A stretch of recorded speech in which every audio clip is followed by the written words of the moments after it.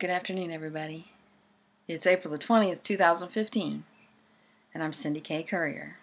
And this is my second video of the day.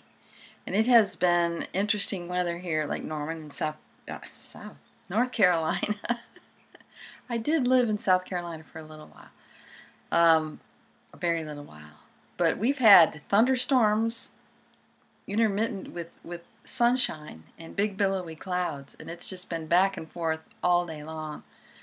So very interesting weather. It is, let's see what time it is. It's 5:41 in the afternoon, Eastern Standard Time. And it has been a busy afternoon. I want to share with you, I shared with you earlier this morning, my last video, that I'm pretty well transparent. And I said, don't share anything with me that you don't want shared. And so I'm going to share with you a conversation that took place shortly after that. There's been several groups of people who take the information that I'm presenting, and they're digging deep into it and presenting it back to me, which I think is very cool. But that means I have to use a lot of discernment, because there's a lot of funny business going on, as you might imagine that there would be. I get conflicting stories about a lot of things and have to do what I urge you to do, and that is go within and use my own discernment. Fortunately, I see most things as possibilities. I don't feel compelled to decide if something is truth or not. It's information that's out there, and that's how I take it. And over time, it usually reveals itself for what it is, either way. But this afternoon, I was involved in a chat with someone who had been looking into one of the forums that I've presented here a couple days in a row now. And he found one of the links that I placed below yesterday's video, and he found some pictures that were interesting, and that brought up a discussion about whether or not I would share with you some of the things that he and his group and I, on my own, have come to understand about what's going on with the Walmarts, and whether or not they relate to Jade Helm and FEMA camps and all that kind of stuff. And, before I share that conversation with you, I want to let you know that I am more on the side of skeptical when it comes to fantastic things. When people start using words like aliens and that kind of thing, I have to see something that makes sense to me. And then it has to resonate with my heart. Okay? I don't take anything at face value. At the same time, when there's a possibility presented where someone's potentially in danger, and I'm seeing over and over and over again pieces coming together that signal that an investigation is called for, then I'm all about that. And that's what's been happening now. And as we piece some things together, this person suggested that I not come to you on these videos in my own voice anymore, or my own face, because what we're about to share, this person suggested, could get me disappeared, as it is not being shared. And, we're hearing a lot of things: trains with shackles, Agenda 21 websites, FEMA camps, caskets, ammunition being ordered, NDAA. We're seeing so many things that equal the enslavement and possible extinction of people in America that we're numb to it. And I think that could be the design. So I decided that I want to share this information. And I want to do it in my own voice. And I want to do it on my own YouTube channel. So just to be a smarty pants, I'm going to repeat my name. Cindy K. Courier. Okay, let's get to what we've been talking about. This same site that I've been showing you for the last couple days, this Walmart Tunnels of Paulding County investigation thing, this same forum had a link in it, which led us to a blog, which led us to this map. Yesterday I wrongly called this a Merkaba. It is a tree of life. These are galactic symbols, by the way. And I want to ask, please, someone, if you understand this language. I have had a couple people take a crack at it, and I want to know what these symbols are. But this is from 1978, at least that's what it says. An inner Earth access map. These are tunnels. These are deep underground bases, caverns, tunnel entrances, that kind of thing. This is a page of the blog. If you remember, I don't want to get too far from this picture. I showed you these pictures yesterday, and I read some of the captions. Where I stopped short was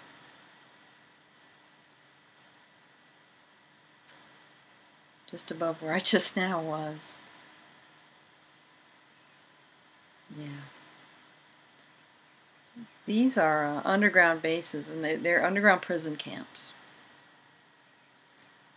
Phil Schneider, the guy who I showed you on a video, he helped engineer, I wanted to warn you before I showed you that. He helped engineer this base.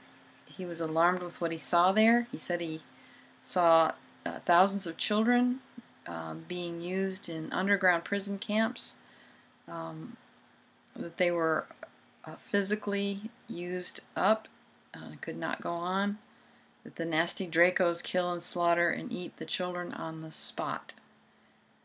And he's calling them Greys. You know, we have to remember that when this took place, there wasn't a lot of language to use to describe beings.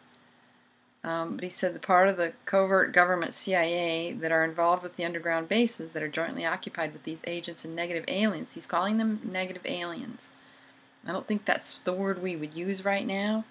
I think we have more specific words like chimera, vril, reptilian types of a mixture of maybe cloned animal-human type beings, have been for years working together to create a most deadly biological germ warfare product.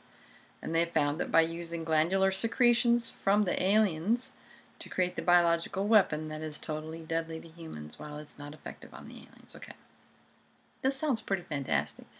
The thing is, Phil Schneider, this guy, he was assassinated.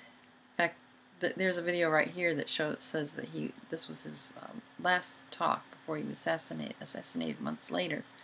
But again, this video is from Aliens Among Us, and I want to just play maybe a few seconds or a minute or so of Phil Schneider again. They're considered stupid or even moronic in some cases.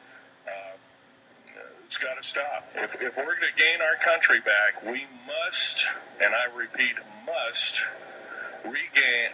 instill in our public officials, anybody that goes and does public service, they must tell us the truth. If they cannot do this, then they must be impeached, or they must be removed from office.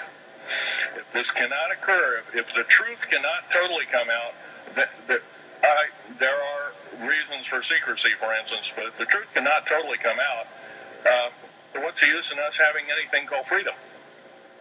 Okay, now I have pictures here that I'm going to show you during the break and artifacts. I ask you to kind of look at them but not handle them. I have actual crashed retriever metal from Roswell, New Mexico. It's given to me when I was 14 years old. For instance, I've got other things. I've got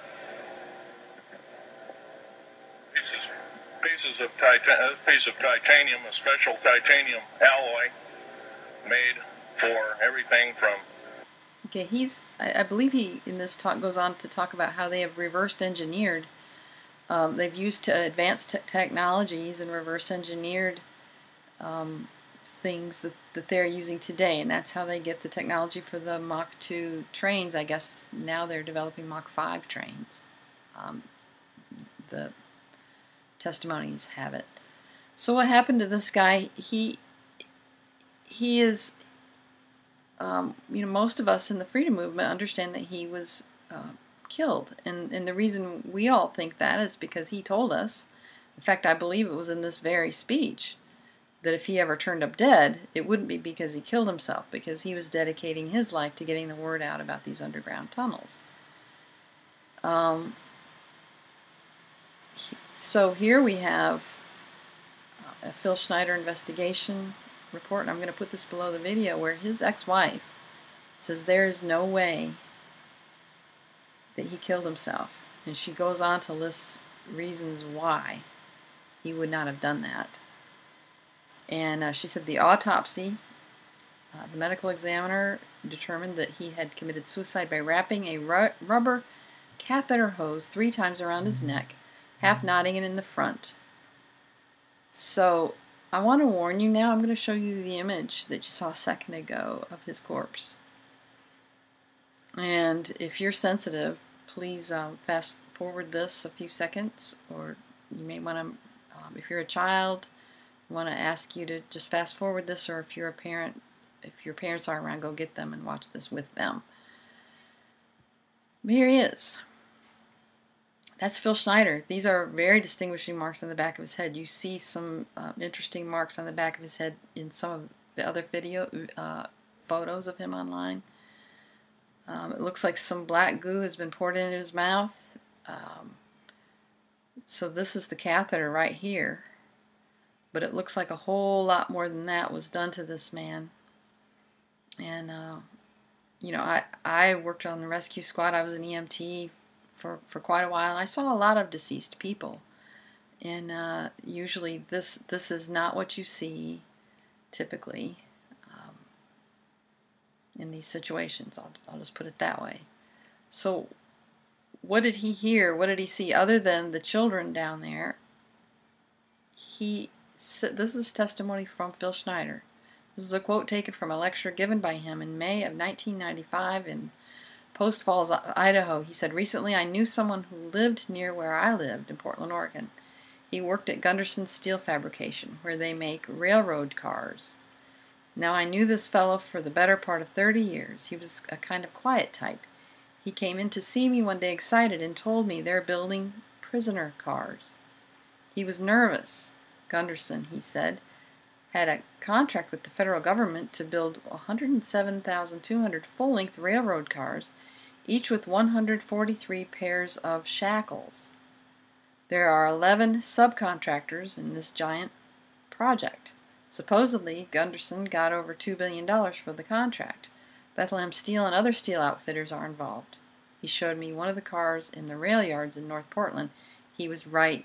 If you multiply 107,200 times 143 times 11, you come up with about 15 million.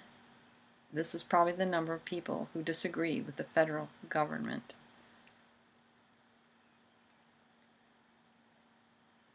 I'm digesting that. This is something for you to know, not because I'm wanting to make people afraid. It's because when I discovered these kinds of things years ago in a variety of documents and a variety of testimonies, it was convincing to me, and that's why I've dedicated my life doing this. Here's a man who was an engineer who was directly involved in building these bases where this kind of stuff takes place, saying that there were trains built with shackles in them for dissidents, and that's what they were for. And I know that there are a lot of people saying that, oh, Jade Helm's nothing, and you know, we don't have to worry, and I'm not a worry either, and I'm not worried. I feel very hopeful about our future. I feel we've gotten a handle on this. Why not? Because I was being attacked not very many years ago, and I'm not being attacked today, or if I am, I've got protection. I'll put it that way. A lot of my confidence comes from my personal experience, not from what anybody says. I feel a difference in the energies here. I am much more courageous about speaking out now than I was. Okay? I don't look over my shoulder. There was a time when I did get the black helicopters right over my head. That hasn't happened in a long time. So I believe that what Phil Schneider said, that if he ever died unexpectedly, that he would be killed, that he would never commit suicide. I think that's probably true.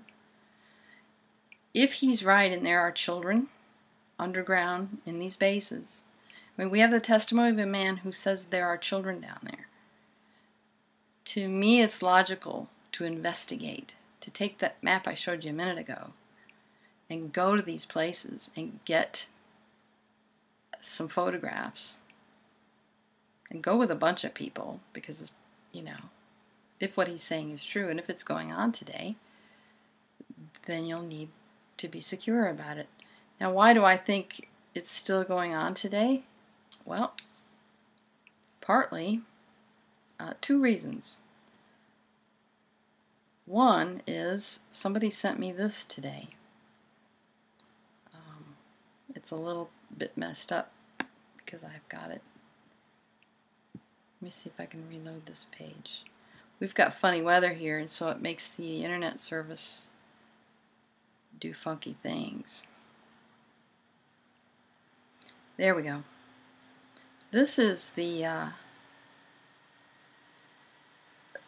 this is a company that I believe manufactures military equipment, and I did try to do research on this company, and I wasn't able to come up with anything in the short amount of time I had, but this was updated April 17th, 2015.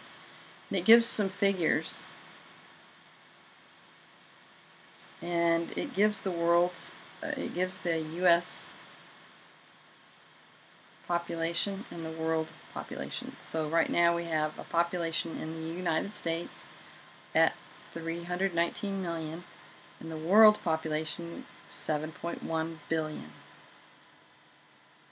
This is now.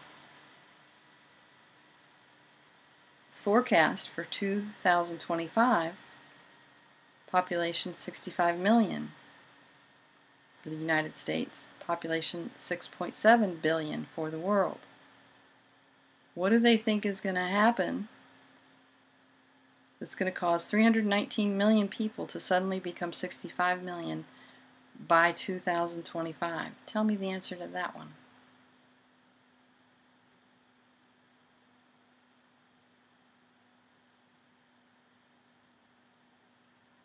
Now, I'd like to play a little more of a testimony from a young man who says that he is a victim of one of these underground base programs. He's a victim now. He says they've cloned him. They've got his clone there, and they're able to torture him, almost like a voodoo doll type thing, with his clone. Let's listen to some more of what Donald Marshall said. This is from Vinnie Eastwood again. Serenading her because she thinks she's really special. She's pretty insane, by the way, by 5 different ways. She rules this cloning station, basically. Her and Vladimir Putin. All of them are there. Muammar Gaddafi was there. He's not actually dead, by the way. That was a clone of him that died. And all the people around him jostling the camera, the video, the phone video, they were all in on it. He's not dead. That was a clone that they killed. That's why they buried his body in a remote location nobody will ever find, because it's a clone, and the cells are different and stuff, I guess. Like these, they're grown in 5 months in a big glass tank full of like salty water, and just takes 5 months. It's no cost at all. It's basically maintenance. They just got to get tissue from him. Now, Britney Spears put in her video. She said a fantasy of hers was to blow up a cloning station so they couldn't make any more hers, right? So for this video called Break the Ice, she made a Japanimation video of her breaking into a cloning station and breaking clone tubes. And they look just like that, right? And 2 on 2, like one on top of each other. They have warehouses underground with them growing people, right? And, oh man, it's very heavy. There's another aspect to this. It's the lizard part. Now, I'll tell you the straight skinny on the lizards, okay? Now I have to tell you about Tila now. Tila first, because, well, she was on my wall, and I was like, you're going to help me with this, and then she goes on radio, the cloning center's terrible, what you do with the people there, and people don't want to go there, and then after that, everything changed, because that night when she went to sleep, won't say Freddie got her, but pretty much the world leaders put the scare of death into her, and a whole bunch of lizards did too, because they know that I want all the lizards dead, and all of the, now I'll just say it flat out, all of the lizard parasited hosts as well. Now I have to put this eloquently because they said that this is the end of the world event. This is the big bomb that could send the world into panic and loss of order, and what the end of the world 2012 and everything is all about. Well, it's about lizards and cloning, and I'll tell you all about it right now. Something has to be done. These people are like over corrupt. I don't know if there's a word for it in the English language. They bring people to the cloning station and enslave them and have the option of allowing them to remember the memory. If they leave you if they leave you memory repressed, it will give you symptoms in real life, and you'll just think that you're sick. You won't know. It depends on what they do to you as a clone. Okay, what he just now said was what this whole 2012 build-up stuff is about. Is they think that the controllers are going to find out about the clones. Or the controllers think the people are going to find out about the clones. I'm sorry, I got distracted because I see a light there, and I don't know where that's coming from. But anyway, take a listen to what Donald Marshall is saying. Maybe he's insane, and maybe he's not. Okay? His information lines up with Phil Schneider's, by the way. Phil Schneider calls them something different. He calls them Dracos, he calls them Greys. Maybe they're the same beings, I don't know. So, let's continue with this. He's saying that the world leaders are in the cloning station. Here's a website of someone I want you to take a good look at. WellAware1.com. That's easy to remember. Remember that. That's not a site that's up yet. He says he's putting the finished touches on a new site. Should be up soon. So keep checking back to this site. Why do I say that? This is not the video that I thought it was. Here we go. This is his WellAware 1's work. Now, I don't know who Brad, I don't know how to say his name, I don't know who he is, but I think it very well could be Ed Chiarini's an alternative YouTube site. I don't know. But this is he, and I was trying to find a clip I could show you that wouldn't take very long, that would show you the kind of work he's doing. And I think this might just be the ticket. I have forwarded 4 minutes and 37 seconds in, but just take a listen. After we begin with this first ear analysis. For those of you that are unfamiliar with my work, I've been a medical illustrator for 2 best-selling books on the Kennedy assassination, high treason, and the killing of a president. I've had training in the University Arts, and I've been an illustrator for many years. One of the things that I have been looking into in the past 10 years has been ear biometrics, and that by meaning a way of identifying individuals by using their ears as like a fingerprint. The research has shown that the shape and appearance of a human ear is unique to each individual and relatively unchanging during the entire lifetime of the adult. Therefore, the ear has been proposed for use in biometrics. In fact, the United States Immigration and Naturalization Service, the INS, has a form giving specifications for the photograph that indicates that the right ear should be visible. Now, the ears on your head are not the same as each other. They are unique to themselves, as you can see in this photograph. The use of computers to identify individuals is not a very good method when it comes to facial recognition or any other biometrics, because of the fact that people can mask the face, or there's different perspectives, views, camera angles, different obstructions, different things that throw off those type of computer automations. So the best way to do an evaluation is still the old-fashioned way, by human eye. there are many different methods to do this, but depending upon the material that you have to work with will dictate sometimes which method you can use and which you can't. Fortunately for us, we have many photographs to pick from since these people are involved in the entertainment business. So I feel the best way to demonstrate that they match is by taking the image and applying a grid to the photograph, and then where the intersecting parts meet the grid, we put a mark. Now, if you have two images, two photographs that are the same perspective, the same camera angle, this works really well. If you don't, then you do have to adjust the perspective, but fortunately for us, we have very good photographs. So let's begin with this first analysis. First thing we've done is we've drawn a marker over the ear. Now, we've also marked off the areas on the ear where that ear intersects with that marker. Now remember, we're working with old black and white photography, so we're going to have more of a dulled edge, so you won't be that exact. Now I'm going to forward this because I'm assuming that when I put the link below my video, you're going to go check this out. But I want you to get the basic Plus gist of what he's talking guarantee about. it. So as you can see, they match. Not only do the ears match, but we have the Okay, there we're seeing Hitler, and there we're seeing Walt Disney. Take a look at these two. teeth matching, and everything else matches. Now,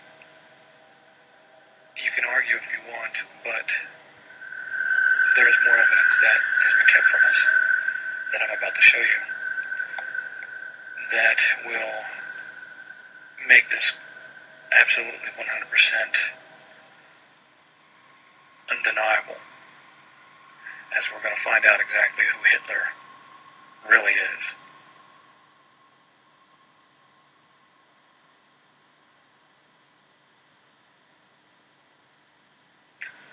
All the images that you see in this video I will make available for download on Walloware 1, and you'll be able to do your own ear evaluations to verify my findings.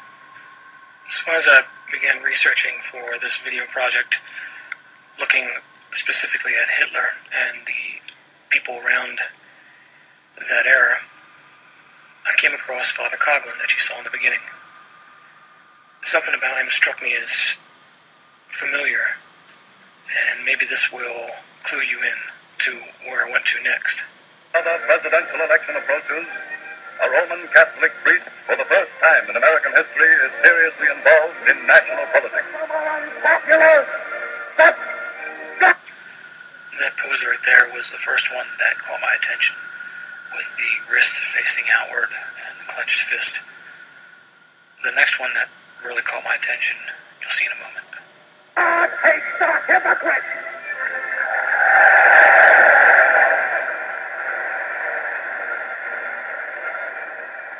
And as long as you shall permit a little handful. That one right there with the downward beating of the hands and the sharp motion, that caught my eye as well. Now, if you know anything about Hitler, you know the history about how he had his photographer, Hoffman, record him doing speeches beforehand so he could practice the hand moves and his gestures. So he had everything planned out when he did his speech. This hand gesture, both of those, reminded me completely of Hitler. And here's some comparisons to show you. Father Charles Edward Coughlin today is far more than just a voluble voice over the radio. Die Jugend ist unverschrieben.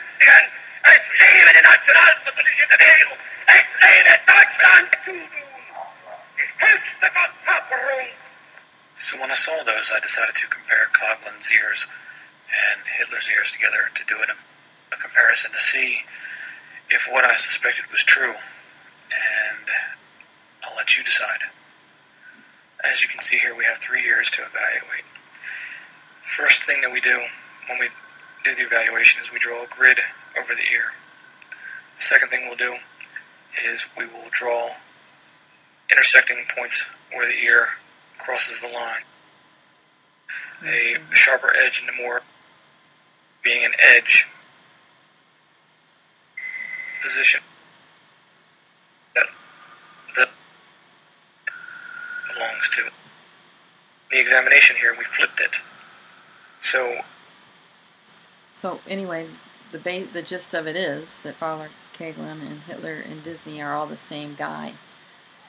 There's a lot of research done there, and if you look at some of my earlier videos, you'll see some of them entitled, The Queen is such and such a person, or, Benjamin Fulford is such and such a person.